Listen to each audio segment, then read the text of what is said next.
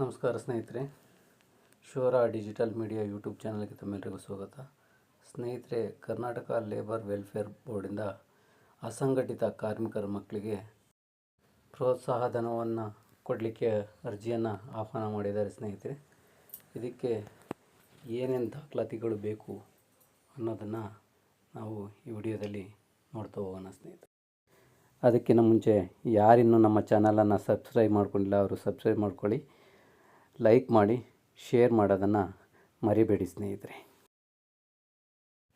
ಸ್ನೇಹಿತರೆ, ಕರ್ನಾಟಕ ಕಾರ್ಮಿಕ ಕಲ್ಯಾಣ ಮಂಡಳಿ ವತಿಯಿಂದ ಮೂಲ ವೇತನ ಅಂದರೆ ಬೇಸಿಕ್ಕು 20,000 ಒಳಗಡೆ ಇರುವಂಥ ತಂದೆ ತಾಯಿಗಳ ಅಸಂಘಟಿತ ಕಾರ್ಮಿಕರ ಮಕ್ಕಳಿಗೆ 8ನೇ ತರಗತಿಯಿಂದ ಸ್ನಾತಕೋತ್ತರ ಪದವಿ ಅಂದರೆ ಮಾಸ್ಟರ್ ಡಿಗ್ರಿವರೆಗೆ ಯಾರು ಶಿಕ್ಷಣವನ್ನು ಪಡೀತಾ ಇದ್ದಾರೆ ಅಂಥ ಮಕ್ಕಳಿಗೆ ಈ ವರ್ಷದ ಶೈಕ್ಷಣಿಕ ವರ್ಷದ ಸಹಾಯಧನಕ್ಕಾಗಿ ಅರ್ಜಿಯನ್ನು ಕರೆದಿದ್ದಾರೆ.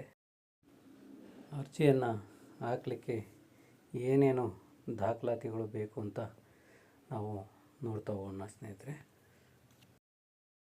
ಸ್ನೇಹಿತರೆ, ಅರ್ಜಿಯನ್ನು ಸಲ್ಲಿಸಬೇಕಂದ್ರೆ ಬೇಕಾಗಿರ್ತಕ್ಕಂಥ ಮುಖ್ಯ ದಾಖಲಾತಿಗಳೇನೆಂದರೆ ವಿದ್ಯಾರ್ಥಿ ಆಧಾರ್ ಕಾರ್ಡ್ ಬೇಕಿರುತ್ತೆ ಸ್ನೇಹಿತರೆ.